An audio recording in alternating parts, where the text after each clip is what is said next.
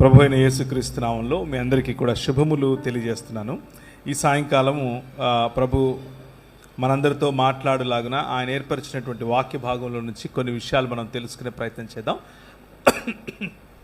అలాగే విజయ్ కుమార్ గారు నన్ను ఆహ్వానించినప్పుడు ఈరోజు ప్రత్యేకంగా నా కోసమే ఆయన నిర్వహిస్తున్నారనేది నాకు తెలియదు. మీరు వచ్చేయండి నా 12 ఓకే అని చెప్పారు. నేను కూడా ఓకే ఓకే అని చెప్పాను. కానీ మీ ఇంతవరకు మొదటగా మాట్లాడిన బ్రదర్ ఆయన అంటే టైగర్ అని చెప్పారు. అమ్మో నిజమే, మామూలు టైగర్ కాదు. సో ఆయనంటే ఆయన పిలిచిన తర్వాత నో చెప్తే ఏమవుతుంది మాకు తెలుసు. కాబట్టి నో చెప్పడానికి వీలుండదు. ఓకే అని చెప్పక తప్పదు. కాబట్టి ఓకే అని చెప్పాను. నేను కూడా నిన్న ఏమనుకున్నానంటే ఈరోజు కాదులే 14 అనుకున్నాను. అనుకుని ఆయనకు మెసేజ్ పెట్టినాను, బ్రదర్ 14 కదా ఈరోజు. ఆయన పాపం కొంచెం అంటే ఏదో మెసేజ్ వాయిస్ రికార్డ్స్ పంపించారు, నేను వినలేదు. కానీ నాకు అర్థమైంది, ఆ వాయిస్లో నుంచే టైగర్ వాయిస్ వస్తుంది. నాకు అర్థమైపోయి లేదండి నేను వచ్చేస్తాను, ఏమున్నా ఆపుకుని వచ్చేస్తానని చెప్పాను. సో వచ్చేసాను. అయితే ఎందుకు అలా అడగాల్సి వచ్చిందంటే మా అమ్మగారికి నిన్న హార్ట్ కొంచెం బ్లాక్స్ ఉన్నాయని చెప్పారు. సో నిన్న హుటాహుటిన ఎమర్జెన్సీకి తీసుకెళ్తే ఇక వాళ్ళు కొంచెం ఇంకా ఆవిడ పెద్ద ఆవిడ కాబట్టి స్టెంట్ వగేరా వేయకుండా మాత్రలు ఇచ్చి పంపించారు. ఇంకా మాత్రలకు ఇంట్లో పెట్టేసి బయలుదేరారు. సో అది స్టోరీ. ఏదేమైనప్పటికీ మీ గ్రామానికి రావటం నాకు చాలా సంతోషంగా ఉంది. మీ గ్రామంలో మీరు నన్ను మీలో ఒకటిగా ఆహ్వానించినందుకు నేను చాలా సంతోషపడుతున్నాను. ఒకవేళ మీలో ఎవరైనా ఆవులించినా లేకపోతే గడియారం చూసుకున్నా నాకు అర్థమైపోద్ది, నువ్వు బోరు కొట్టేస్తున్నావురా ఆపేసేయని. తొందరగా ఆపేస్తాను. సో నన్ను ఆపాలి అని అంటే మీరు చేయాల్సింది చాలా సింపుల్, ఆవులించాలి. ఆవులిస్తే నేను ఆయన వైపు చూసి ఆపేస్తాను. చాలా సింపుల్. చూడండి, లేదు పర్లేదు కానివ్వండి అని అంటే ఇక ఆయన నాకు 2 గంటలు చెప్పమన్నాడు. అంటే ఇప్పుడు టైం 9:15 11:15 అయిపోతుంది. అంటే అలా ఆయన చెప్పలేదు, నేను అలా చెప్తే మీరు ఏమంటారో అని చూశాను. కానీ కొందరిలో సంభ్రమాశ్చర్యాలు కనిపిస్తున్నాయి. వద్దులేండి, 1 గంట మాట్లాడుకుందాం. ఇప్పుడు 9:15 టైం, 10:15కంతా మిమ్మల్ని వదిలేస్తాను. ఆ 10:15 వరకు నేను చాలా పంక్చువల్ టైం. మీరు ఎప్పుడైనా గమనించండి, 1 గంట అంటే 1 గంటే, 45 నిమిషాలంటే 45 నిమిషాలే. 10 గంటలకే వదిలేసే ప్రయత్నం చేస్తాను. ఓకేనా? అయితే వచ్చిన వాళ్ళందరూ కూడా క్రైస్తవ విశ్వాస నేపథ్యంలోనే వచ్చారు అని నేను అనుకుంటున్నాను. నిజమేనా? ఓకే. సో కొంచెం కొన్ని విషయాలు మనం మనసు మాట్లాడుకోవటానికి, క్రైస్తవ విశ్వాస నేపథ్యంలో నుంచే వచ్చిన వారు ఉంటే కనుక కొంచెం సాధ్యపడుతుంది. అలాగే ఇంతకుముందు గ్రీటింగ్స్ చెప్పినటువంటి పెద్దలందరికీ కూడా నేను కృతజ్ఞతలు తెలియజేస్తున్నాను. నాకు అర్థం కాని విషయం ఏంటంటే మొన్న ఒక వారం కిందట ఇట్లా క్యాజువల్గా మాట్లాడుకుంటే ఓకేనా మీకు, ప్రియులారా అనాలా? అక్కర్లేదు కదా, మామూలుగా మాట్లాడితే వింటారు కదా. అదే లేదు ప్రియులారా నేను మొన్న చికాగో వెళ్ళి తిని అలా చెప్పాలంటే నేను చాలా తిట్ట దాంట్లో. చెప్పమంటారా? మామూలుగా మాట్లాడుకుంటే ఆత్మీయ అనుబంధం ఉంటుంది. సో అందుకు మొన్న అంటే క్రిస్మస్ ప్రోగ్రామ్స్ జరిగే సమయంలో నేను షికాగో వెళ్ళాను. షికాగో వెళ్తే ఒక ఆయన వచ్చి ఇలా చూస్తున్నాడు నన్ను. ఇలా చూస్తున్నాడు, ఏంటి సార్ ఏమైంది సార్ అంటే, టీవీలో కనీసం 65 ఏళ్ళు ఉంటాయి నీకు అనుకున్నా అన్నాడు. కొట్టు అనుకున్నాను. నీకు కనీసం 65 ఏళ్ళు ఉంటాయి అనుకున్నాను, నువ్వేంటి you look so young man అంటున్నాడు. యంగ్ అన్నందుకు సంతోషించాలో, టీవీలో 65 ఉన్న ముసలోడా అంటున్నాడో, రెండిట్లో ఏది తేల్చుకోలేకపోయాను. ఆయన ఏదో అన్నాడు, నేనేదో మీకు చెప్తున్నాను. ఇప్పుడు ఈయన చెప్పడం అవసరమా? పిలిచి హర్ట్ చేస్తున్నారండి సార్ మీరు మీ ఊరికి? లేదు సార్, మీరు అలా అనుకోకండి సార్. అంటే ఆ యాంగిల్, కెమెరా యాంగిల్లో తప్పు ఉంది. నాలో ఏం తప్పు ఉంది చెప్పండి? నేనేమైనా మారిపోతాను అక్కడికి వెళ్ళంగానే? లేదు, కెమెరా యాంగిల్లో తప్పు ఉంది. వాళ్ళకి సరి చేసుకోవాలి అది కదా. ఇప్పుడు మా హీరో ఉన్నాడు, ఈయన ఏదో కెమెరాలో యాంగిల్ పెట్టావా నువ్వు కూడా 70 ఏళ్ళలాగా కనిపిస్తున్నా? ఓకే, సో ఈరోజు చదివినటువంటి వాక్య భాగంలో ఉన్న లేఖన సారాంశం ఏమిటి అని అంటే, క్రీస్తును లేఖనములలో నుంచి వెతికి తీసుకోవాలి. క్రీస్తుని గురించే లేఖనములన్నీ మాట్లాడుతున్నాయి. క్రీస్తు యొక్క సారూప్యతలోనికి రావటమే లేఖన సారాంశము మనుష్యులకు ఇచ్చినటువంటిది. సో ఆ విషయం గురించి ఈరోజు కొద్ది నిమిషాలు నేను మీతో పంచుకోవాలని అనుకుంటున్నాను. అయితే ఒక క్రొత్త కోణం మీ ముందుకు తీసుకొచ్చే ప్రయత్నం చేస్తాను. ఇది క్రొత్త కోణము అని అంటే మరీ క్రొత్త కోణం ఏం కాదు, ముందు నుంచి మొదటి శతాబ్దం నుంచి ఉన్న కోణమే. కానీ కొద్ది సంవత్సరాలుగా ఈ కోణాన్ని మర్చిపోయారు ప్రజలు, ముఖ్యంగా క్రైస్తవ నేపథ్యం ఉన్నటువంటి వారు. ఈ కోణం పట్ల నేను చెప్పబోయేటటువంటి ఈ కోణాన్ని ఎక్కువగా స్టడీ చేసి ఉండే అవకాశం తక్కువ. ముఖ్యంగా భారతదేశంలో ఒకానొక సమయంలో, అంటే ఒక శతాబ్దం క్రింద చాలా స్టడీ జరిగింది, ఆ తరువాత తగ్గిపోయింది. సో ఇది లేఖన అధ్యయన సదస్సు కాబట్టి, గ్లోరియస్ లేఖన అధ్యయన సదస్సు కాబట్టి కొద్దిగా డీపర్గా వెళ్ళే ప్రయత్నం చేస్తాను. కొద్దిగా డీపర్గా వెళ్ళే సమయంలో మీరు కనుక ఆవులిస్తే నాకు అర్థమైపోతుంది, ఓకే మనం గంట కొడేస్తున్నాం ఇక్కడ అనేసి. మళ్ళీ మామూలుగా మీరు పాపులు, నేను పరిశుద్ధుడిని, నేను పాపిని, మీరు పరిశుద్ధులు, ఈ బాణీకి వచ్చేస్తాను. మళ్ళీ అంత రెగ్యులర్ బాణీకి వచ్చేస్తాను, ఓకేనా? సో ఇప్పుడు మన విజయ్ కుమార్ గారు ఆయన చేస్తున్నటువంటి పరిచయాల పట్ల నేను గర్వపడుతున్నాను బ్రదర్. దేని విషయంలో గర్వపడుతున్నాను అని అంటే, పిల్లల కోసం ఆయన చేస్తున్నటువంటి ఈ పని, చిల్డ్రన్ హోమ్, పిల్లల కోసం పిల్లలను పెంచడం, ఈ పనులు దేవుడు మనకిచ్చినటువంటి బాధ్యత. దేవుడు లేకపోతే క్రైస్తవ సంఘం మాత్రమే చేయగలిగినటువంటి ఒక విశిష్టమైన బాధ్యత. ఇది అందరూ చేయలేరు. నా భార్య మా ఇంట్లో 14 మంది పిల్లలను పెంచింది. నాకు 2 ఆడపిల్లలు, వాళ్ళతో పాటు మిగిలిన 12 మంది కలుపుకుంటే మా ఇంట్లో 14 మంది. ఆ 14 మందిలో కొంతమందికి పెండ్లిళ్ళు అయిపోయాయి, కొంతమంది కాలేజెస్లో ఉన్నారు, కొంతమంది ఉద్యోగాలు చేస్తున్నారు. అయితే ఇప్పుడున్నటువంటి మొత్తం మా ఇంట్లో 8 మంది ఉంటాం, అంతే 8 మంది ఉంటాం. ఆ 8 మందిలో నేను ఒక్కడే మగపిల్లండి. ఇక నా బతుకు చూడండి. ఒక అమ్మాయి రోజుకు 20,000 పదాలు వాడుతుందంట. 20,000 మల్టిప్లైడ్ బై 7 కొట్టండి సార్, 1,40,000. నేనొక్కడే అలా కూడా బతుకున్నాను అని అంటే చూడండి, అర్థం చేసుకోండి ఈ పరిచర్యలో ఉన్న గొప్పతనం. సో విజయ్ కుమార్ గారు అలా అనేక లక్షల పదాలు రోజుకు వినాలని, పిల్లలతో చక్కగా బ్రతకాలని. ఇంకో విషయం తెలుసా, కష్టపడి పనిచేసి అంటే నాకు ఒక చిన్న కంపెనీ ఉంది, ఒక చిన్న వ్యాపారం ఉంది. ఆ వ్యాపారంలో ఒక 50 మంది ఎంప్లాయీస్ ఉన్నారు నాకు. ఆ 50 మంది ఎంప్లాయీస్ మధ్యలో నేను పనిచేస్తాను. దాన్ని బిజినెస్ యాజ్ ఎ మిషన్ అని పిలుస్తాం. అంటే వ్యాపారాన్ని పరిచర్యగా చేయటం. అంటే మనకు మామూలుగా రెగ్యులర్గా కనిపించే మోడల్ ఏంటంటే పరిచర్యను వ్యాపారంగా చేయటం. అలా కాకుండా వ్యాపారాన్నే పరిచర్యగా చేయటం. ఈ మోడల్ను నేను ఎంచుకున్నాను. ఆ ఎంచుకున్న మోడల్లో నేను పనిచేసే రోజు నేను నా భార్య కనీసం రోజుకు ఒక 14 నుంచి 16 గంటలు కష్టపడతాం. కానీ ఈ పిల్లలను, తర్వాత మేము నడిపే అంబులెన్సెస్, తర్వాత మేము కొంతమంది రోడ్డు మీద పడిపోయిన వాళ్ళని తీసుకొచ్చి వారి కట్లు కట్టడం వగేరా. కొంతమంది కలిసి, నేను ఒక్కడిని కాదు, టీమ్ మెంబర్స్, వారికి నేను సహాయకుడిగా ఉంటాను అప్పుడప్పుడు. అదంతా చూసినప్పుడు ఏమవుతుందో తెలుసా, రాత్రి అలా కళ్ళు మూసుకుంటే చక్కగా నిద్ర వస్తుంది, బ్రహ్మాండమైన నిద్ర వస్తుంది. ఏ చీకు చింత ఉండదు. అబ్బా ఈరోజు బతికేమరా అనిపిస్తుంది.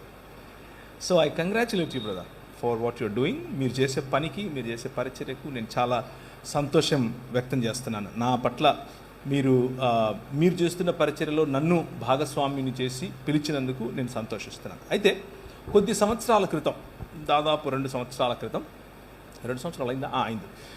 దాదాపు 1.5 సంవత్సరం వేసుకోండి క్రితం అయోధ్యలో రామమందిర నిర్మాణం జరిగింది. అయోధ్యలో రామమందిర నిర్మాణం జరిగినప్పుడు మన దేశ ప్రధాని గౌరవనీయులు నరేంద్ర మోదీ గారు వెళ్ళి ప్రాణప్రతిష్ఠ అనే కార్యక్రమంలో పాల్గొన్నారు. ప్రాణప్రతిష్ఠ కార్యక్రమంలో పాల్గొన్నప్పుడు ఆ భవ్య మందిర నిర్మాణాన్ని ప్రపంచమంతా, కనీసం భారతదేశమంతా కూడా హైందవ సాంప్రదాయంలో ఉన్నవారు అనేక భక్తి శ్రద్ధలతో దాన్ని చూశారు. ఇది మనమందరికీ తెలిసిన విషయమే. అయితే ఒక విషయాన్ని మనము చదువుదాం. కొలస్సీలకు రాసిన పత్రిక 2వ అధ్యాయం. నేను ఎంతగా పోరాడుచున్నానో మీరు తెలుసుకొనగోరుచున్నాను. వారు ప్రేమయందు అతుకబడి సంపూర్ణ గ్రహింపు యొక్క సకలైశ్వర్యమును కలిగిన వారై దేవుని మర్మమయ్యున్న క్రీస్తును, అండర్లైన్ చేయండి, దేవుని మర్మమయ్యున్న క్రీస్తును స్పష్టముగా తెలుసుకున్న వారై తమ హృదయములలో ఆదరణ పొందవలనని. ఆదరణ అన్నది క్రీస్తు అనే మర్మమును తెలుసుకుంటే వస్తుంది. వారందరి కొరకు పోరాడుచున్నాను. బుద్ధి జ్ఞానముల యొక్క సర్వ సంపదలు ఆయన యందే గుప్తములై ఉన్నవి. బుద్ధి జ్ఞానములు, వాటి సర్వ సంపదలు ఆయన యందే గుప్తము అంటే దాచిపెట్టబడి అని, గుప్తములై ఉన్నాయి.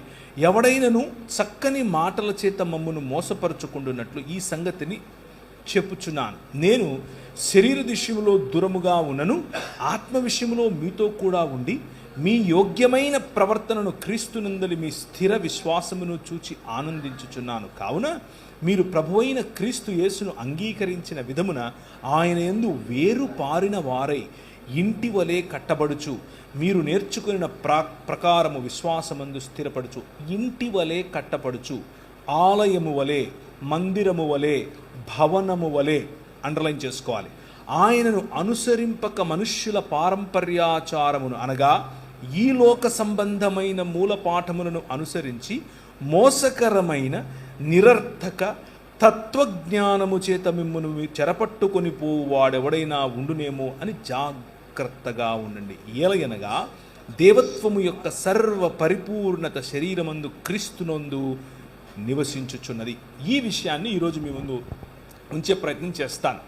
అయితే ప్రాణప్రతిష్ఠ అన్న విషయంలో మనం ఒకసారి గనక ఈ లోక సాంప్రదాయం, ఈ లోక మర్యాదను గనక చూస్తే, ఇది కేవలం భారతదేశానికి సంబంధించి నేను చెప్పట్లేదు.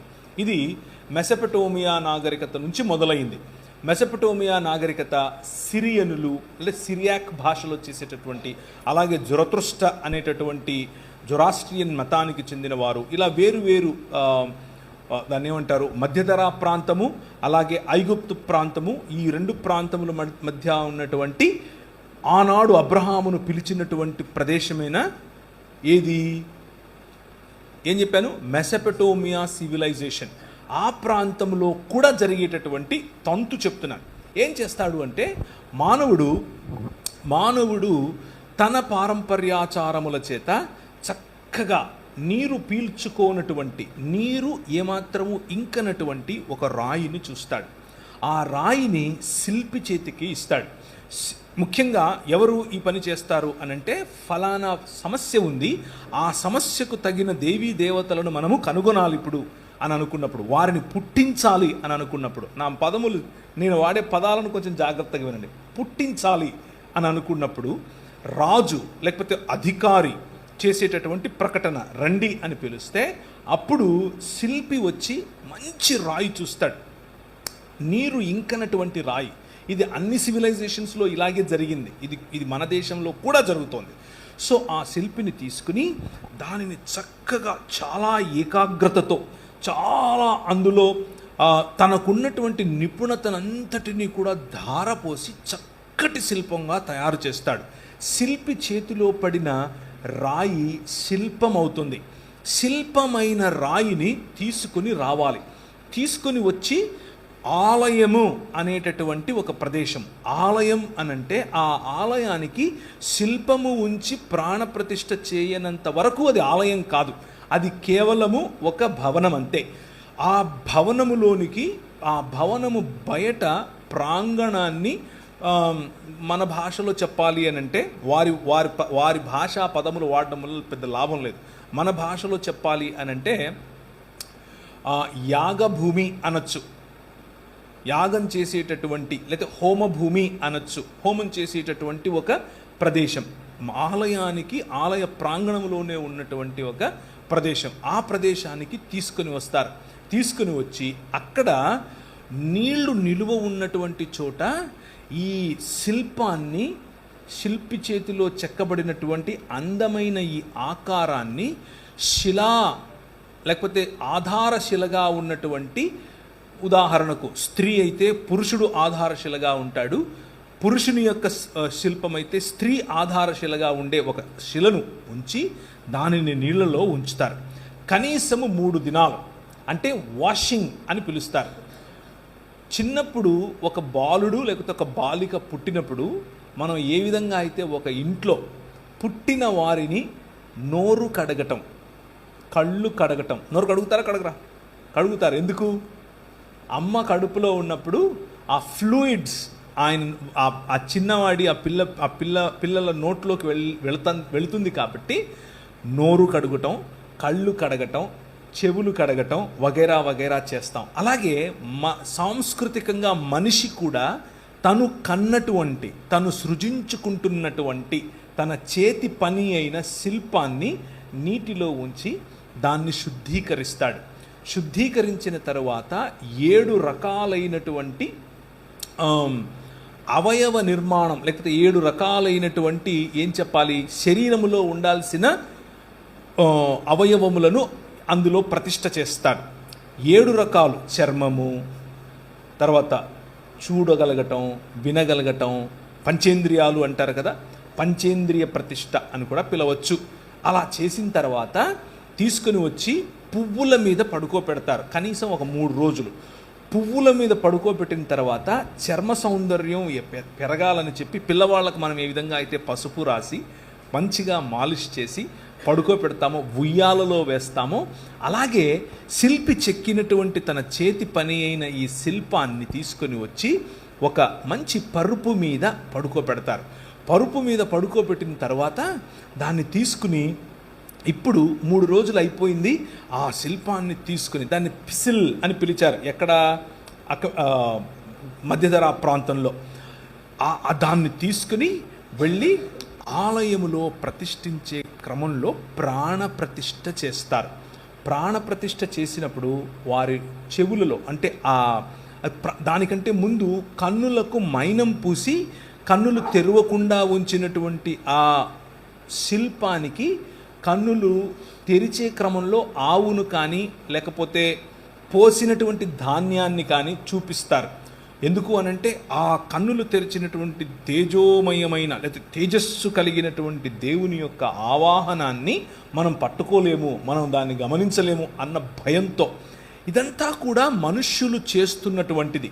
దీన్ని తీసుకుని వెళ్ళి ఒక ఆలయంలో ఉంచి అప్పుడు ప్రాణప్రతిష్ఠగా దాన్ని మంత్రోచ్చరణ చేసినప్పుడు అందులోనికి జీవం, అందులోనికి ప్రాణం అనగా ఉచ్ఛ్వాస నిశ్వాసలు, అలాగే చూపులో ఉన్నటువంటి తేజస్సు వగైరా వగైరాలు వచ్చాయి అని నమ్మి దానిని అర్చకులు వారి యొక్క మంత్రోచ్చరణ చేత అర్చన చేయటం, పూజలు చేయటం మొదలు పెడతారు. ఇది అన్ని సంస్కృతులలో కూడా, ముఖ్యంగా మధ్యధరా ప్రాంతము మరియు మెసొపటోమియా ప్రాంతం నుంచి వచ్చినటువంటి అన్ని సంస్కృతులలో జరిగే తంతు ఇదే. అక్కడక్కడ మంత్రోచ్చరణ వేరుంటుంది, మంత్రాలు వేరే ఉంటాయి, పద్ధతులు వేరే ఉంటాయి, కానీ ఓవరాల్గా జరిగేటటువంటి తంతు అయితే ఇదే. ఎందుకు ఇదంతా చెప్తున్నావు? మాకు లేఖనం చెప్పడానికి కదా పిలిచాను అని అనుకుంటున్నారా? Now you open Genesis chapter 1. ఇప్పుడు ఆదికాండం 1వ అధ్యాయాన్ని చూడండి. ఈ లోక మర్యాదకు దేవుని మర్యాదకు ఉన్నటువంటి తేడా. దేవుడు, మీరు చదివిందే, ఎప్పుడూ చదువుతూ వచ్చిందే, నేను కొత్తగా చెప్పేదేమీ కాదు, మీరు ఇంటికి వెళ్ళిన తర్వాత కూడా దాన్ని బేరీజు వేసుకుని చదివే ప్రయత్నం చేయండి. దేవుడు తను ఒక మందిర నిర్మాణం చేశాడు. భూమి ఆకాశములు అనేటటువంటి తన నివాస యోగ్యమైనటువంటి ఒక ఆలయ నిర్మాణం చేశాడు.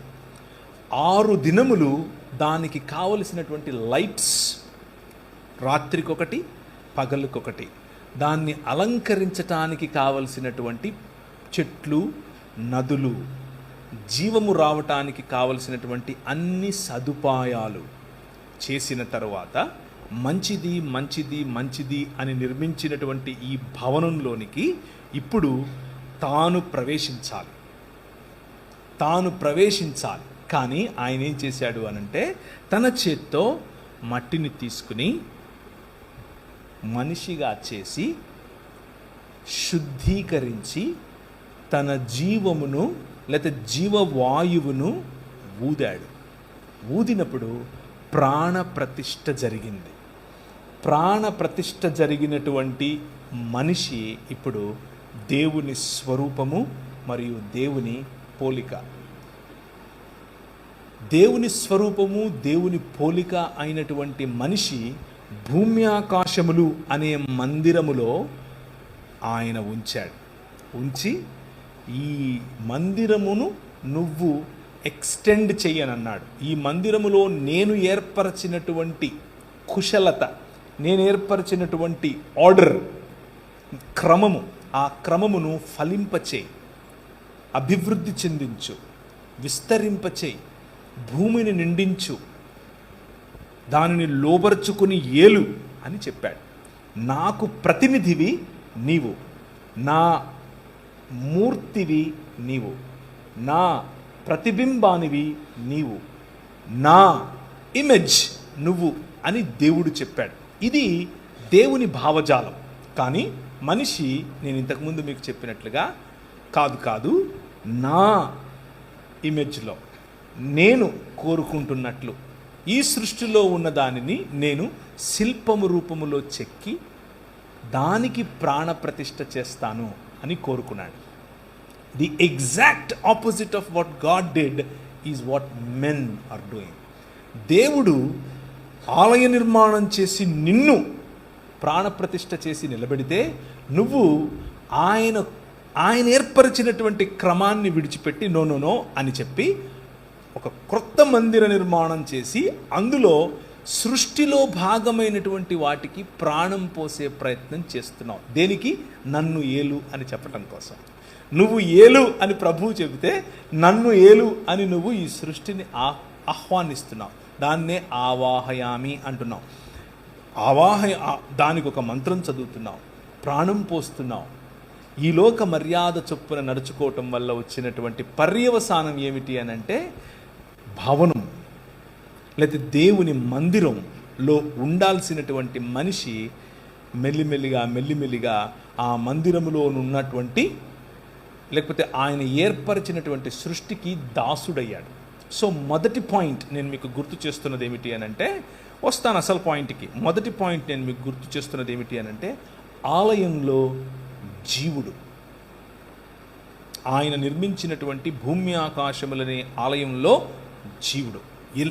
7వ దినమున ఆయన, కొంతమంది సోదరులు అడుగుతూ ఉంటారు, మీ దేవుడు ఏంటి అలసిపోయాడా, రెస్ట్ తీసుకుంటున్నాడు, 7వ దినమున విశ్రమించాడా అని అంటారు. విశ్రమించటం అనంటే 7వ దినమున ఆయన భూమి ఆకాశములను కలిపే విధముగా తన సింహాసనమును వేసుకొని కూర్చోవటం. సో హీ రెస్టెడ్ దేర్ అనంటే హీ సాట్ ఆన్ హిస్ దాని throne to rule over this world. ఈ ప్రపంచాన్ని ఏలటానికి ఆయన భూమి తన పాదపీఠముగాను, ఆకాశము తన సింహాసనముగాను, అనగా తను నివసించు స్థానముగా, తను ఏలే స్థానముగా ఆయన కూర్చున్నాడు. That's the image that Genesis chapter 1 is depicting. అంటే మొదటి 2 అధ్యాయాలు ఆది కాండంలో ఈ ఇమేజరీని మనకు తెలియజేస్తున్నాయి. God beautifying this world. అదే ఇమేజ్ మోషేకిచ్చి ఏ విధంగా తన నిబంధన మందసము ఉండాలి, ఎక్కడ ఉండాలి, ఎలాంటి దాన్ని ఏమంటారు గుడారములో ఉండాలి, ఎగ్జాక్ట్గా ఏ విధంగా అయితే ఆయన ఆనాడు చేశాడో అదే పద్ధతిని పాటించమని చెప్పి. ఎందుకంటే there I will come and meet you, నేను ఆ ఆలయము, ఆ గుడారములో వచ్చి మీతో కలుస్తాను. ఇక్కడ ప్రాణప్రతిష్ఠ చేసి ఆవాహయామి అని అంటూ ఉంటే ఆయన నీలో ప్రాణప్రతిష్ఠ చేసి నిన్ను కలవటానికి ఇష్టపడుతున్నాడు. This is the difference between the ways of God and the ways of men. దేవుని మార్గములకు మనుష్యుడు ఏర్పరచుకున్నటువంటి పారంపరాచారములకు లేకపోతే ఈ లోక మర్యాదకు ఉన్నటువంటి తేడా. ఇప్పుడు యేసుక్రీస్తులో ఉన్నటువంటి మర్మమును గురించి మనం చూద్దాం. ఇంతకు ఏం జరిగింది అనంటే, ఈ మందిరము, ఈ భూమి ఆకాశములు అనేటటువంటి దేవుని భవనము, ఆ భూమి ఆకాశములు అనేటటువంటి దేవుని భవనములో విరాజమానుడైనటువంటి దేవుడు ఆయన, నువ్వు నా ప్రతినిధివి, నువ్వు నా ప్రతిమవు, నువ్వు నా మూర్తివి, నువ్వు నా ప్రతిబింబానివి, వెళ్ళు రూల్ చెయ్యి అనంటే, మనము ఆయనను కాదన్నాం కాబట్టి దాసోహం అని ఈ లోక మర్యాదకు అయ్యాం. అంధకార సంబంధమైన దురాత్మ సమూహముల యొక్క అధికారము క్రిందికి మనం వచ్చాం. ఆ అంధకార సంబంధమైన దురాత్మల యొక్క అధికారము క్రింది నుంచి విడిపించటానికి మనకు మనిషే కావాలి, మనిషి రావాలి. దేవుడు మాత్రమే విడిపించగలిగినటువంటి, మనిషికిచ్చినటువంటి సామర్థ్యాన్ని కోల్పోయిన మనిషి ఇప్పుడు ఎలా తనను తాను విమోచించుకోగలడు అన్నటువంటి ఆలోచనలో ఉంటే దేవుడు మన కోసం ఒక విమోచన కార్యాన్ని తలపెట్టాడు. ఇప్పుడు ఒకసారి చూస్తారా, అదే కొలస్సీలకు రాసిన పత్రిక 14వ వచనం. ఆయన మనలను 13 నుంచి అంధకార సంబంధమైన అధికారములో నుండి విడుదల చేసి తాను ప్రేమించిన తన కుమారుని యొక్క రాజ్య నివాసులనుగా చేసెను. మొదటి పాయింట్, ఆలయంలో జీవుడు. ఆ ఆలయంలో జీవుణ్ణి తిరిగి జీవుడిగా చేయటానికి, జీవమును ఇవ్వటానికి, అంధకార సంబంధమైన దురాత్మ సమూహముల యొక్క అధికారము నుండి విడిపించటానికి ప్రభు అయిన యేసుక్రీస్తు రావలసి వచ్చింది. అది ఆ మర్మం. ఆయన యొక్క రాకడకు గల కారణము అది. ఈ లోక మర్యాదను జయించటానికి, ఈ లోక మర్యాదలో నుండి ప్రజలను విడిపించటానికి, విడిపించినటువంటి ప్రజలను తిరిగి సంపూర్ణ మనుష్యులుగా చేయటానికి ప్రభు అయిన యేసుక్రీస్తు ఈ లోకానికి వచ్చాడు. రెండవది, తోటలో శోధకుడు. ఆలయంలో జీవుడు, తోటలో శోధకుడు. తోటలో శోధకుడు ఏం చేశాడు అనంటే, దేవుని స్వరూపము, దేవుని పోలిక అయిన మనిషిని తన వశం చేసుకోవటానికి, తన మాట వినేలా చేసుకోవటానికి శోధించాడు. మనిషి శోధించబడినప్పుడు అంధకార సంబంధమైన దురాత్మ సమూహముల యొక్క మాటను దేవుని నిజ మాటతో పోల్చుకున్నప్పుడు దేవుని మాట వద్దు, ఈ మాటే కావాలి అని నిర్ణయించుకున్నాడు. అలా నిర్ణయించుకున్న కారణం చేత మొత్తం మానవ సమాజం, ప్రపంచములో ఉన్న ప్రతి మానవ సమాజం దీనికి దాసోహం అయ్యింది. పుట్టిన ప్రతి బిడ్డ, పెరిగిన ప్రతి బిడ్డ దీని ఇన్ఫ్లుయెన్స్లోనికి వస్తున్నాడు. ఈ తోట, ఆయన వేసినటువంటి సుందరమైన ఈ వనం, భూమి ఆకాశములు అనే ఈ భవనం, అందులో మనం కోల్పోయినటువంటి భూమి ఇప్పుడు మనకు కనిపిస్తుంది. భూమి కోల్పోయినటువంటి మనుష్యులు సేవకులై, ఎవరికి? శోధకునికి సేవకులై బ్రతుకుతూ ఉన్నారు. This is the problem. ఈ ప్రాబ్లం నుంచి విడిపించటానికి వచ్చిన వాడే మన ప్రభు అయిన యేసుక్రీస్తు. అయితే యెషయా గ్రంథం మొత్తాన్ని గనక మీరు చదివితే, ఇప్పుడు సమయం లేదు, దానికి ముందుగా యెషయా గ్రంథం పోవటానికి ముందుగా ఒక్కసారి చూడండి దయచేసి. హబక్కూకు గ్రంథము 2వ అధ్యాయం 18 నుంచి చదువుతున్నాను. చెక్కడపు పనివాడు విగ్రహమును చెక్కుట వలన ప్రయోజనమేమి? పనివాడు మూగ బొమ్మను చేసి తాను రూపించిన దాని యందు నమ్మిక ఎంచుట వలన ప్రయోజనమేమి? అబద్ధములు బోధించు పోత విగ్రహముల యందు నమ్మిక ఎంచుట వలన ప్రయోజనమేమి? కర్రను చూచి మేలుకొమ్మనియు, మూగరాతిని చూచి లేచి పొమ్మనియు చెప్పువానికి శ్రమ. అది ఏదైనా బోధింపగలదా? అది బంగారముతోనూ వెండితోనూ పూత పూయబడును గాని దానిలో శ్వాస ఎంత మాత్రమునూ లేదు. అయితే యెహోవా తన పరిశుద్ధాలయములో ఉన్నాడు, ఆయన సన్నిధి లోకమంతా మౌనముగా ఉండుడి. ఒకవైపు మనుష్యులు చేస్తున్నటువంటి శిలలకు ప్రాణం పోసి, లేకపోతే శిల్పములకు ప్రాణం పోసి మూర్తులుగా చేసే ఆలయమును గురించి మాట్లాడుతూ, వాటికి ఏమాత్రమూ శక్తి లేదని, వాటిలో ఉచ్ఛ్వాస నిశ్వాసలు లేవని, అబద్ధములు బోధిస్తాయని చెబుతూ ఉన్నటువంటి ప్రవక్త దాని వెంటనే, కానీ ఎవరు? ఆయన యెహోవా తన పరిశుద్ధాలయములో ఉన్నాడు అని చెప్తున్నాడు. ఆయన తన పరిశుద్ధాలయములో ఉండి ఈ ప్రపంచమంతా కూడా మౌనముగా ఉండే విధముగా రాజ్యం చేస్తున్నాడు అని చెప్తున్నాడు. ఈ మర్మాన్ని అర్థం చేసుకునే ప్రయత్నం చేయాలి. Let's unpack this a little bit more. ఆ అన్ప్యాకింగ్ క్రమంలో మీకు గుర్తుంచుకోవాల్సినటువంటి విషయం ఏమిటి అనంటే, క్రీస్తు యొక్క రాకడ ఈ అంధకార సంబంధమైన దురాత్మ సమూహముల యొక్క అధికారం నుంచి విడిపించటం ఒకటైతే, రెండవదిగా శోధకుడిని అందరి ముందు నువ్వు మూగోడివి, నువ్వు చెవిటోడివి, నువ్వు చేతకానోడివి, నువ్వు నా ప్రజల మీద అధికారం లేనోడివి అని నిరూపించటం కోసం వచ్చాడు. ఆయన శిలువ రక్తము చేత ప్రజలను తన తండ్రితో సంధి చేస్తూ ఈ లోక సంబంధమైనటువంటి అధికారములన్నిటినీ శిలువ మీద బాహాటంగా వాటి యొక్క ఓటమిని ప్రదర్శించాడు. That is what Jesus is doing. Yesukristu చేస్తున్నది అది. భూమి ఆకాశముల యొక్క కలయిక, తిరిగి ఆలయం యొక్క నిర్మాణం, తిరిగి దేవుని సన్నిధి యొక్క నిర్మాణం, తిరిగి దేవుడు వచ్చి యథావిధిగా మనుష్యుల మధ్య నివాసము చేసేటటువంటి ఒక ప్రణాళిక. ఆ ప్రణాళిక యేసు క్రీస్తు అనేటటువంటి ఈ మర్మము. ఏలయనగా ఆకాశమందున్నవి, భూమి యందున్నవి, దృశ్యమైనవి గాని అదృశ్యమైనవి గాని, సింహాసనములు, ప్రభుత్వములు, ప్రధానులు, అధికారులు సర్వము ఆయన యందు సృజింపబడెను. సర్వము ఆయన ద్వారా, ఆయనను బట్టి సృజింపబడెను. ఆయన అన్నింటికంటే ముందున్నవాడు, ఆయనే సమస్తమునకు ఆధారభూతుడు. ఆయన యందు సర్వ సంపూర్ణత నివసింపవలెననియు ఆయన శిలువ రక్తము చేత సంధి చేసి ఆయన ద్వారా సమస్తమును, అంటే అవి భూలోకముందున్నవైనను పరలోకమందున్నవైనను వాటన్నిటినీ ఆయన ద్వారా తనతో సమాధానపరచుకునవలనని తండ్రి అభీష్టమాయను. ఇది ప్రణాళిక. ప్రభు అయిన యేసు క్రీస్తులో ఉన్న మర్మం ఏమిటి అని అంటే, నేను చచ్చిపోతాను, పరలోకం పోతాను కాదు. అది మతం.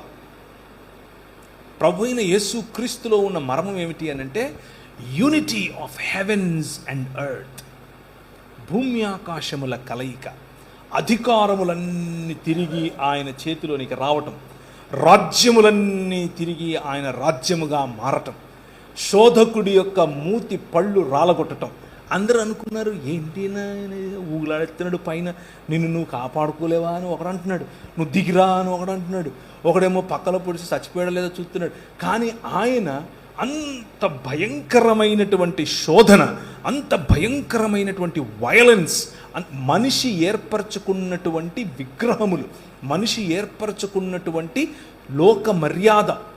విగ్రహము అనంటే ఈ నేను ఉదయం మొదట్లో నేను చెప్పినట్లుగా నీరు పీల్చుకోనటువంటి రాయి, దానిని చక్కగా చెక్కినటువంటి శిల్పి, ఇది మాత్రమే కాదు.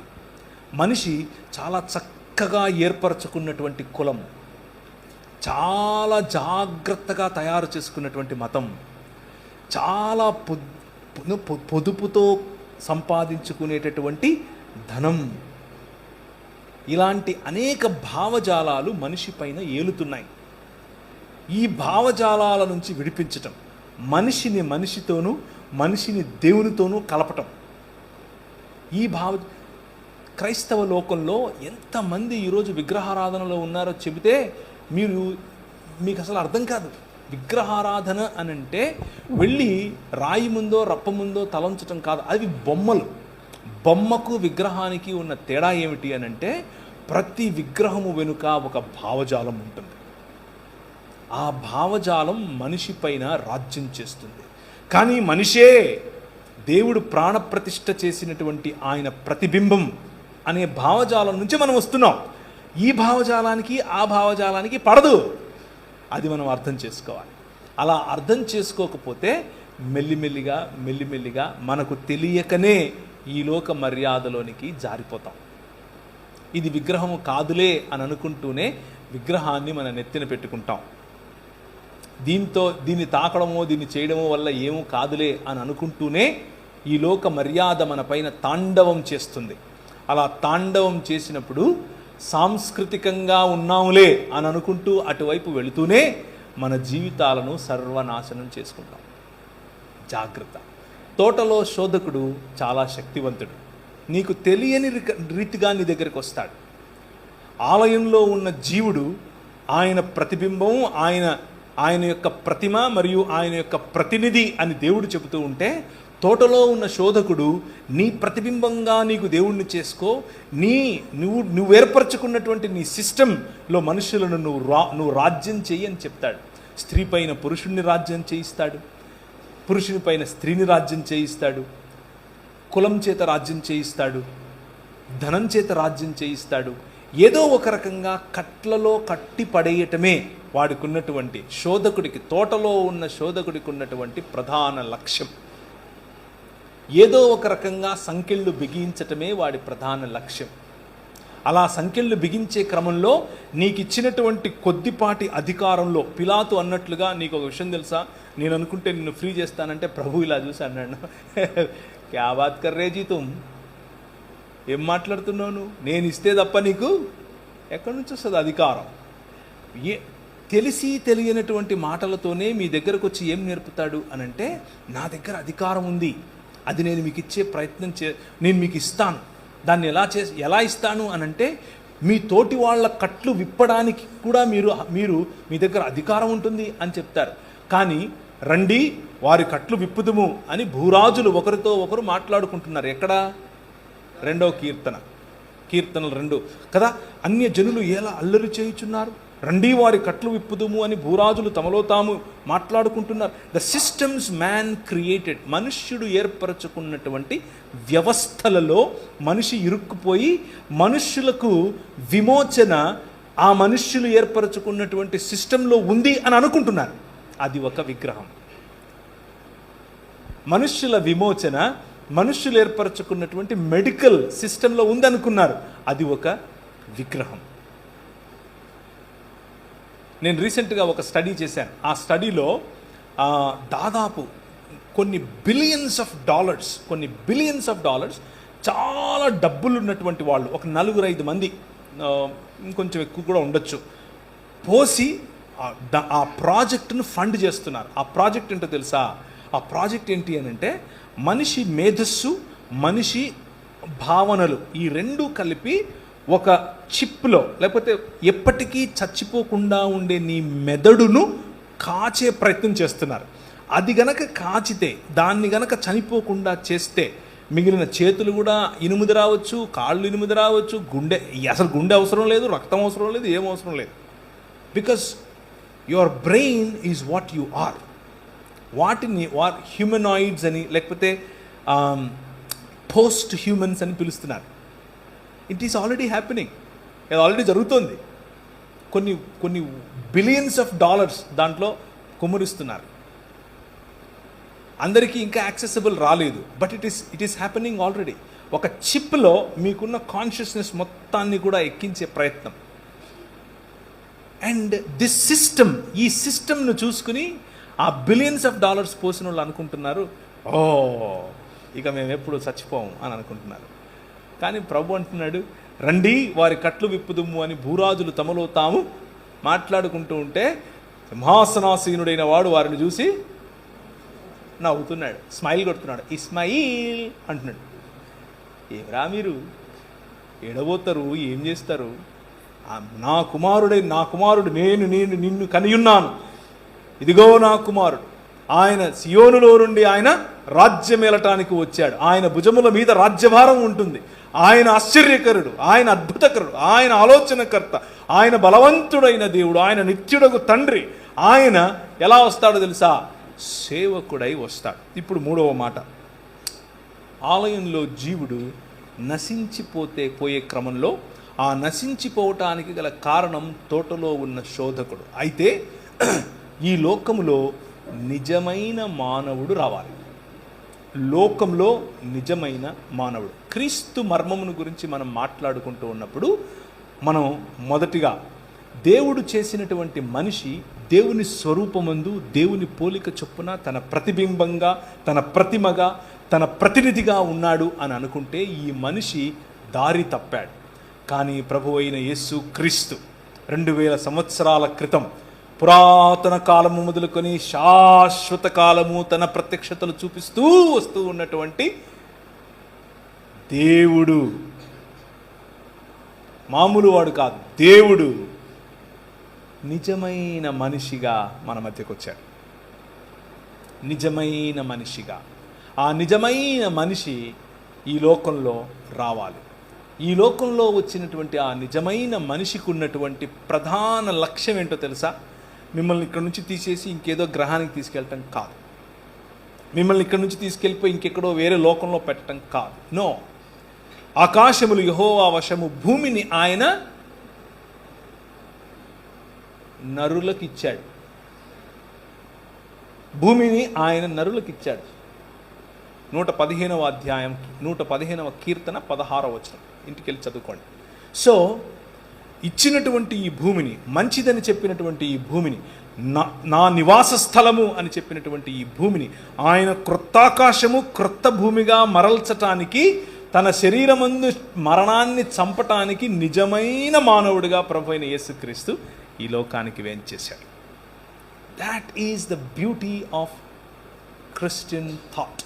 క్రైస్తవ జీవన విధానానికి ఉన్నటువంటి ప్రధానమైన లేదా అందమైన, మీ మరెక్కడా దొరకనటువంటి, కేవలము ఇక్కడే దొరికేటటువంటి 66 పుస్తకాలు ఉన్నటువంటి మీ బైబిల్ గ్రంథంలో మాత్రమే దొరికేటటువంటి థాట్ ఏమిటి అని అంటే, మనిషి మతాన్ని కడతాడు, దేవుడు మనిషిని కడతాడు. మనిషి మతాన్ని కడతాడు. మతం నిన్ను చంపుతుంది, మతం నిన్ను విభజిస్తుంది. అది క్రైస్తవ మతమైనా సరే. మతం చిచ్చు పెడుతుంది, మతం జలసి ఇస్తుంది, మతం అవతలి వాడికంటే నిన్ను గొప్పగా నీకు పంపు కొడుతుంది. ఎందుకు అనంటే, తోటలో శోధకుడు ఉపయోగించే ప్రధానమైన వెపన్ మతం. కానీ దేవుడు మనిషిని చేస్తాడు. ఆయన నిర్మించినటువంటి ప్రధానమైన వ్యవస్థ ఏమిటి ఈ ప్రపంచంలో అనంటే, మనిషి. In the image of God, దేవుని యొక్క స్వరూపము, దేవుని యొక్క పోలికలో ఉన్నటువంటి మనిషి.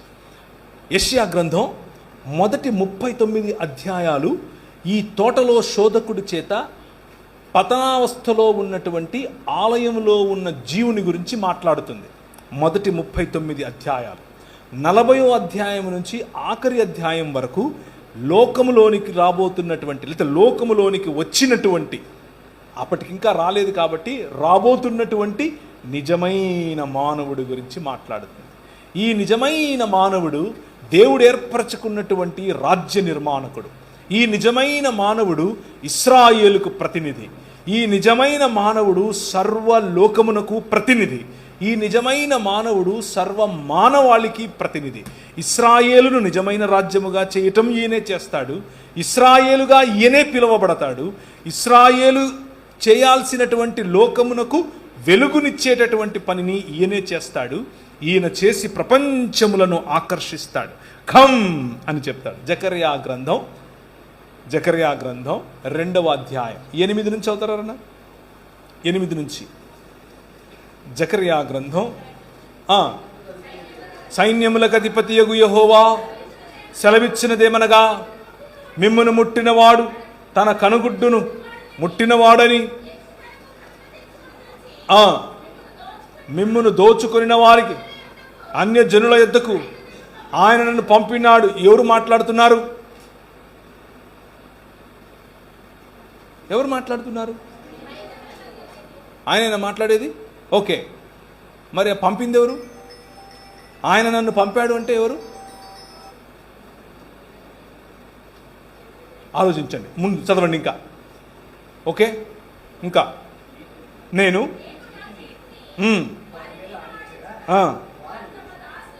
దోపుడు సొమ్ము అవుతారు. ఓకే, ఒక్క నిమిషం. ఎవరు చెయ్యి ఆడిస్తే ఎవరు చెయ్యి ఆడిస్తారు? Think about it. ఎవరు చెయ్యి ఆడించటం వలన వీళ్ళ అన్య జనుల అంటే దోపుడు సొమ్ముగా మారతారు? ప్రవక్త? జకర్యానా? పోనీ జెరుబ్బాబేలా? ఇశ్రాయేలా? ఎవరు? ఇంకా చదవండి. నేను వచ్చి మీ మధ్య నివాసం చేస్తాను. ఓకే, ఎవరు మాట్లాడుతున్నారు? యెహోవా మాట్లాడుతున్నాడు. ఏమని? నేను వచ్చి మీ మధ్య నివాసం చేస్తాను. The promise of God always. మొత్తం బైబిల్ గ్రంథంలో దేవుడు చేసినటువంటి ప్రధానమైన ప్రామిస్, వాగ్దానం ఏమిటి అని అంటే, I will come and dwell among you. నేను వచ్చి మీ మధ్య నివాసం చేస్తాను. మిమ్మల్ని తీసుకుని ఎక్కడికో పోతాను కాదు, నేను వచ్చి మీ మధ్య నివాసం చేస్తాను. అబ్రహాముకి ఇచ్చింది ఇదే, నోవహుకు చెప్పింది ఇదే, ఇశ్రాయేలుకు చెప్పింది ఇదే, మోషేకి చెప్పింది ఇదే, ప్రవక్తలకు చెప్పింది ఇదే, ప్రభు అయిన యేసు క్రీస్తులో జరిగింది ఇదే. కంటిన్యూ.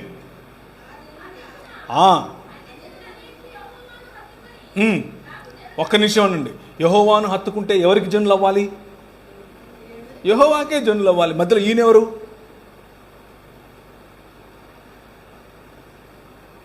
మధ్యలో ఈయనెవరండి? సరే చదవండి. ఆ దినమున అనేకులు అన్య జనులు యెహోవాను హత్తుకుని నాకు జనులవుదురు, నేను మీ మధ్య నివాసము చేదును. అప్పుడు ఒక్క నిమిషం ఉండండి. ఎవరు పంపుతున్నారు? యెహోవా పంపుతున్నాడా? ఓకే, అది పక్కానా? ఫైనల్? అది ఫైనల్. నెక్స్ట్ వచనం చదవండి.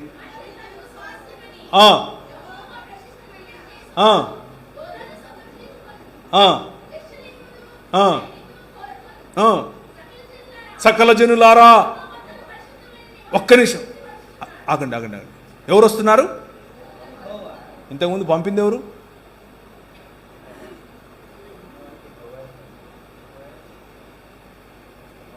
యెహోవా పంపాడు. మీకు అర్థమవుతుందా? The deeper truth lying here. క్రీస్తు అనే మర్మం ఏమిటి అని అంటే, ఆయన యెహోవాగా పిలువబడినటువంటి వాడు, యెహోవా పంపగా వచ్చినటువంటి యెహోవా దేవుడు.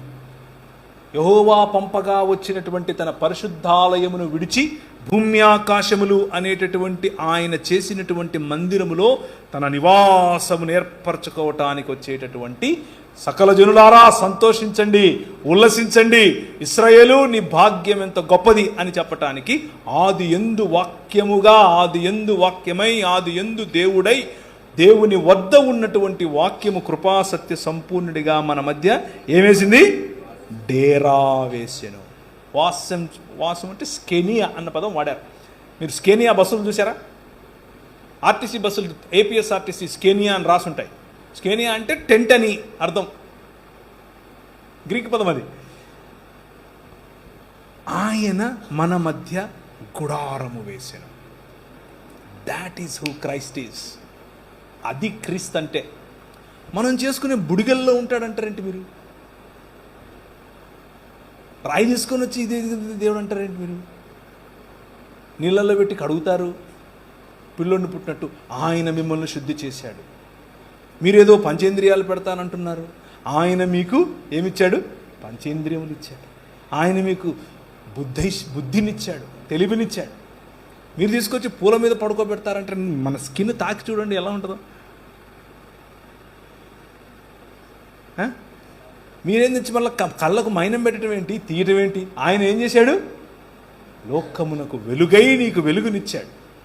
నువ్వు కళ్ళు తెరిస్తే ఆయన వెలుగు కనిపిస్తుంది. ఇక్కడి నుంచి వచ్చే వెలుగు చూడలేనంతది అది కాదు, అది లోక మర్యాద. ఆయన ఇచ్చే వెలుగు లేనిదే నువ్వు చూడలేవు. కూర్చున్నటువంటి వారికి నేను ఇచ్చే పిలుపు. Is there anybody sitting here? ఎవరైనా ఇక్కడ కూర్చొని ఉన్నారా ఈ రాజుతో పరిచయం లేని వాళ్ళు? యెహోవా పంపగా వచ్చినటువంటి యెహోవాతో పరిచయం లేని వాళ్ళు మతంలో ఉన్నారు, చర్చికి వస్తున్నారు, ఊదిబత్తీలు టెంకాయలు లేవు, అవన్నీ ఓకే, బాగానే ఉంది. కానీ ఈ క్రీస్తుతో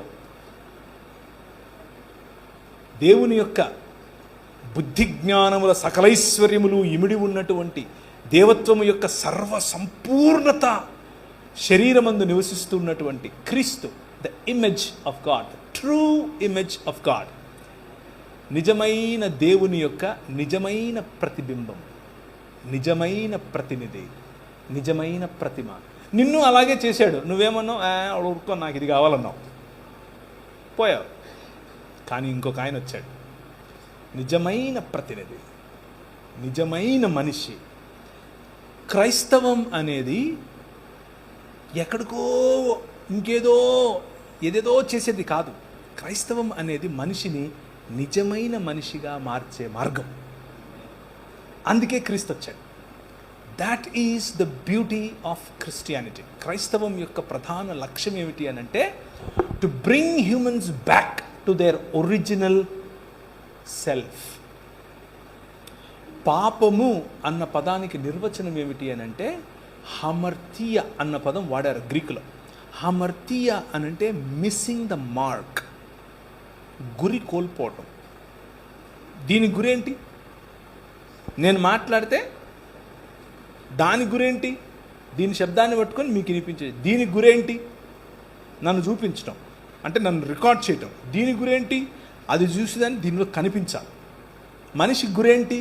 మనిషిగా బతకాలి, మనిషిగా బతకాలి. ఆయన రంగరించి పోసిన మైక్గా ఉండాలి. నా ఉద్దేశం అది. కెమెరాగా ఉండాలి. కెమెరా నేను మైక్ పని చేస్తానంటే కుదరదు. మనిషి చేసింది అదే. మనిషి నువ్వు మనిషిగా ఉండరా అంటే లేదు నేను పశువును అవుతాను అన్నాడు. ఎలుగుబంటిని తీసుకొచ్చి దేవుడు అన్నాడు. ఏనుగు నా దేవుడు అంటాడు. తొండ మీద వచ్చి కూర్చొని పాటలు పాడతాడు. పులిని చూసి దేవుడు అంటాడు. సాటి మనిషిని చూసి దేవుడు అంటాడు. అరే నువ్వు మనిషిరా బాబు అని అంటే లేదు నేను దేవుడిని అవుతానంటాడు. అటు దేవుడు కాలేదు, ఇటు మనిషి కాలేకపోయాడు. అదే సమస్య. దాన్నే పాపం అంటారు. Very simple. Bible talks about sociological issues like, అంటే సమాజానికి సంబంధించినటువంటి కోణాన్ని మీ ముందుకు తీసుకొస్తున్నా. మనిషి ఆ విధంగా బ్రతకలేకపోయాడు కాబట్టే మనుష్యత్వం కోల్పోయాడు. దేవుడిచ్చినటువంటి మహిమను కోల్పోవటం అని అంటే చావు తెచ్చుకోవటం, చచ్చిపోవటం. ఈ సృష్టిని ఏలాల్సినటువంటి వాడు సృష్టిలో ఉన్నటువంటి లాస్, సృష్టిలో ఉన్నటువంటి ఈ సృష్టిలో ఆయన ఏర్పరిచినటువంటి నియమాలకు బానిసయ్యాడు మనిషి.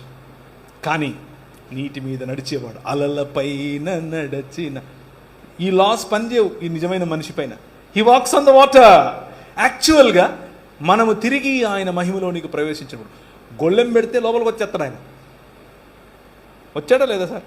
తిరిగి లేచినప్పుడు when you kill the death, నువ్వు ఈ మరణాన్ని చంపి బయటకు వచ్చినప్పుడు ఈ లాస్ నీ మీద పనిచేయవు. You gonna have a different body ఈ శరీరం ఉంటుంది. నువ్వు నన్ను గుర్తుపడతావు. అరే బట్టలు వేసుకుని మా దగ్గరికి వచ్చాడు, మా ఊరికి ప్రవీణ్ విడిపోయాడు, గుర్తుపడతావు నన్ను. నేను నిన్ను చూస్తాను, వాళ్ళ బాగున్నావా, నిన్ను చూశాను. We will see each other, we will know each other. You can touch me, I can touch you. క్రైస్తవం అనేది it's a practical way of life, a realistic way of life, a realistic way that exist forever. ఎప్పటికీ ఉండేటటువంటి శరీరం, ఎప్పటికీ చనిపోయినటువంటి మనిషి, నిజమైన మనిషి. అది ఓన్లీ థియరీ కాదు. ఆయన ఎప్పుడో వచ్చాడంట, అల్లల్లో వచ్చాడట, కాదు. అందరి ముందు అందరూ చూస్తూ ఉండగా క్రీస్తు అనే ఈ మర్మము చావును చంపి బయటకు వచ్చింది 3 దినములైన తరువాత. హోషేయ గ్రంథం 6వ అధ్యాయం 3వ వచనం. 1-2 చదవండి. హోషేయ 6:1-2.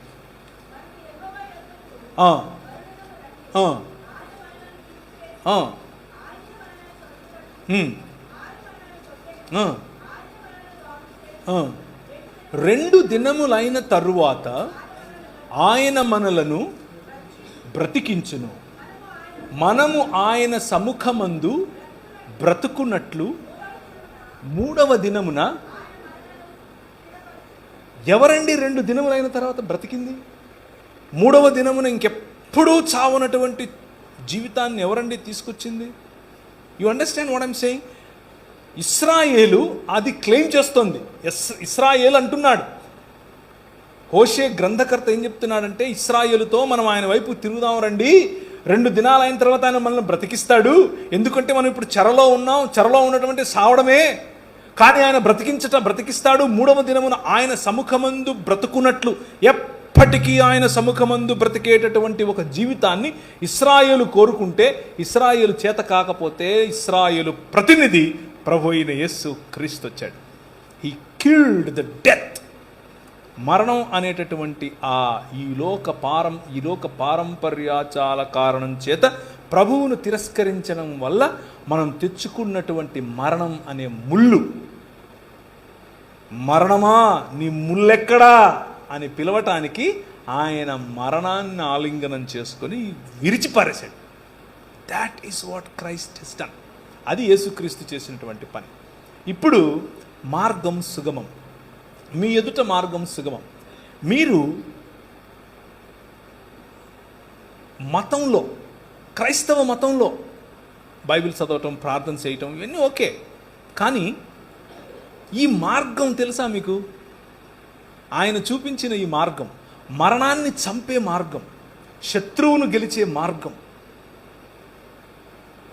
ప్రేమతో పగవాడి అక్కడెక్కడ వెళ్తూ ఉంటే పరిగెత్తుకుని పోయి నేనే అని ఆలింగనం చేసుకోవటం, అవతలోడు దూషిస్తూ ఉంటే తిడుతూ ఉంటే వాడిని నవ్వుతూ చూసి గాడ్ బ్లెస్ యూ బ్రదర్ అని అంటే వాడి నెత్తి మీద నిప్పులు పోసినట్టు ఉంటుంది.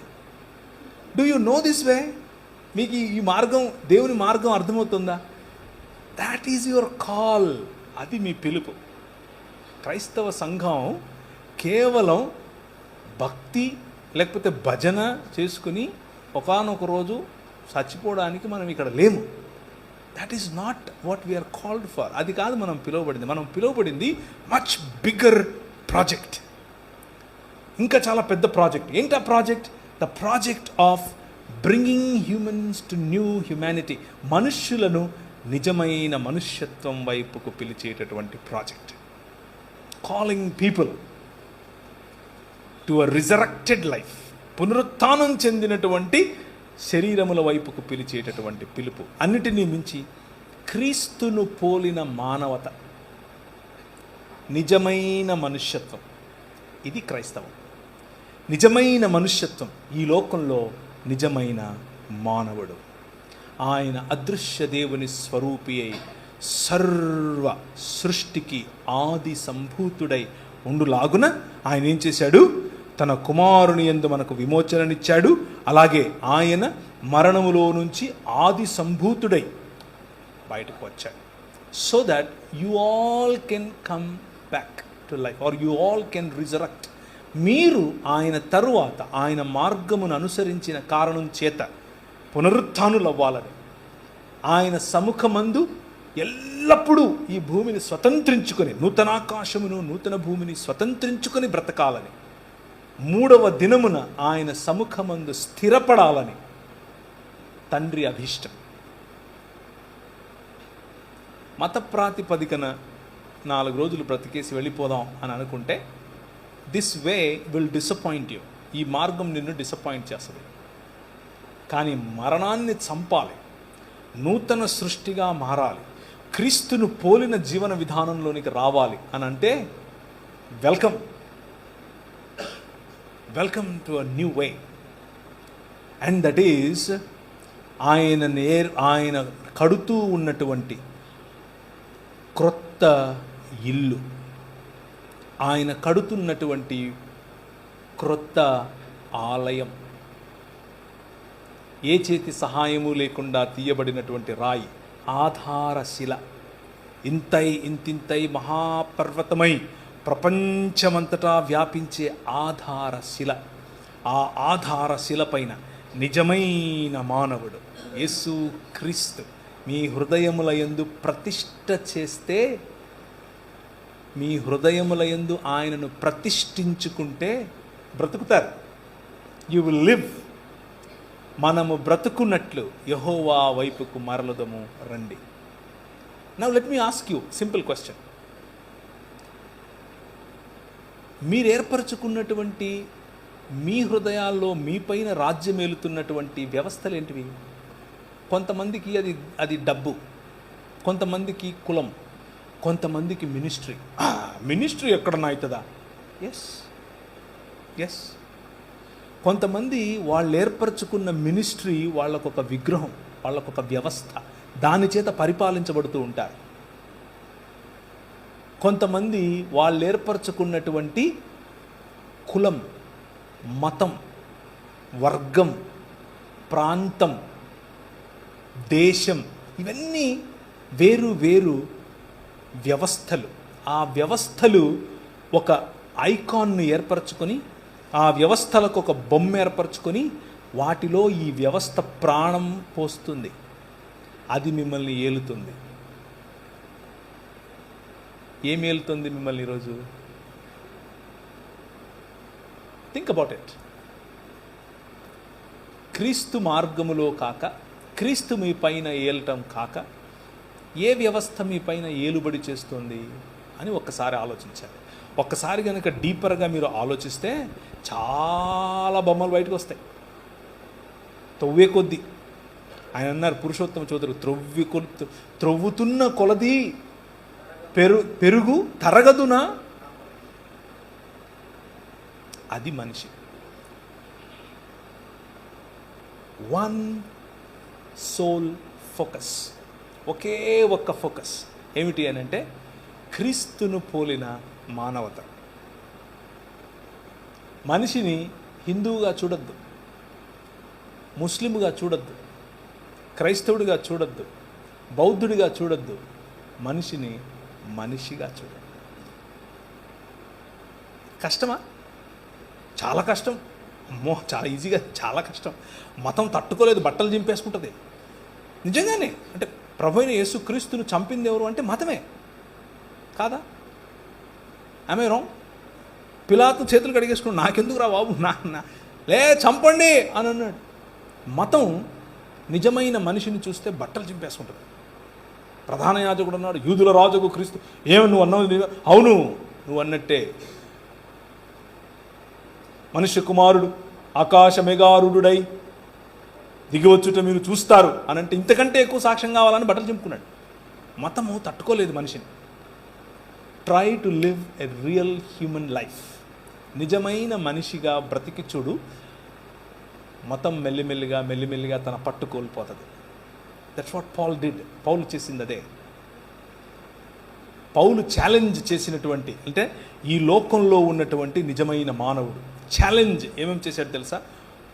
మొదటిది, రెండవ మందిరపు యూదా సమాజము యొక్క విగ్రహములను ఛాలెంజ్ చేశాడు. రెండవ మందిరం, first temple Judaism is different from second temple Judaism. Second temple జుడాయిజంలోనే ప్రభు అయిన యేసుక్రీస్తు కూడా వచ్చారు. నెంబర్ 2, ఫారసీకల్ లా, అంటే పరిసయ్యుల యొక్క ధర్మశాస్త్రం పట్ల ఉన్నటువంటి నిష్ఠాభావాలను ఛాలెంజ్ చేశాడు. నెంబర్ 3, హెలెనిస్టిక్ యూదులు, అంటే యూదులలో ఉన్నటువంటి వారు కొందరు గ్రేకుల యొక్క హెలెనిజంను అడాప్ట్ చేసుకుని రెండిటి మధ్య సింక్రటిస్టిక్ లైఫ్ జీవించారు. వాళ్ళ ముందు నిలబడుకొని he challenged them to come back to Christ, క్రీస్తు వైపుకి రమ్మని పిలిచాడు. 4వది, రోమా శాసకుడైనటువంటి కైసర్ అగస్తస్కు విగ్రహాలు పెట్టి ఆయన దేవుడని, ఆయన కుమారుడు ఇంకెవరో కాదు కైసర్ తిబేరియస్ అని చెప్పి ఈయన దేవుని కుమారుడు, ఆయన దేవుడు అని చెప్పుకుని తిరుగుతూ ఉన్నటువంటి ఒక మతం. ఆ మతం ఎదుట నిలబడి no, Jesus is the king అని చెప్పాడు. క్రీస్తే, Jesus Christ is the lord of all. Yesu Kristu అందరికీ ప్రభు, అందరిలో ఇడుగుడున్నాడని చెప్పాడు. అందరిలో ఇదిగో తిబేరియస్ ఉన్నాడు, అందరిలో నువ్వున్నావు నేను అని చెప్పాడు. మతం తట్టుకోలేదు ఇలా చెప్తే. అదేంటి? మతానికి చాలా కోపం. ఎందుకు అనంటే నిజమైన మనిషి కల్పించినప్పుడు అన్ని వ్యవస్థలు మెల్లమెల్లగా నిర్వీర్యమైపోతాయి. ప్రభు అయిన యేసుక్రీస్తు ఈ లోకంలో అదే చేస్తున్నాడు. If you go back to history, ఒకసారి హిస్టరీని కనుక మీరు చదివితే ఎలాంటి మూవ్మెంట్స్ ఆయన తీసుకొచ్చాడు. భారతదేశంలో, మిగిలిన దేశాల్లో ఎలా మనుష్యులను తిరిగి నూతన మనుష్యత్వం వైపుకు తిరిగి తెస్తున్నాడు. స్త్రీలకు ఇచ్చినటువంటి ప్రాధాన్యత, పిల్లలకి ఇచ్చినటువంటి ప్రాధాన్యత, వృద్ధులకు ఇచ్చినటువంటి ప్రాధాన్యత, బడుగు బలహీన వర్గాలకు ఇచ్చినటువంటి ప్రాధాన్యత, ఏమాత్రము ఎన్నిక లేని వారుగా చూస్తున్నటువంటి వారికి పెద్దపీట వేసినటువంటి ఆలోచన విధానం. ఇట్స్ ఆల్ వెన్ ఇదంతా మీరు కనుక చూస్తే యేసు క్రీస్తు అందరికీ ప్రభు, అన్ని కాలాల్లో ప్రభు, అన్ని సంస్కృతులకు ప్రభు, అన్ని దేశాలకు ప్రభు, అన్ని భాషలు ఆయన కోసమే. ప్రతి మోకాలు ఆయన దగ్గర. మోకాలు వంగటం అని అంటే మోకాళ్ళు ప్రార్థన చేయటం కాదు. మీరు ఎప్పుడైనా చూసారా? ఇప్పుడు కైసర్ ఉన్నాడు అనుకోండి, అక్కడ కైసర్ దగ్గర ఇలా వంగాలి. అది అంటే నువ్వు రాజు అని సలాం కొడతారే, that is what it means.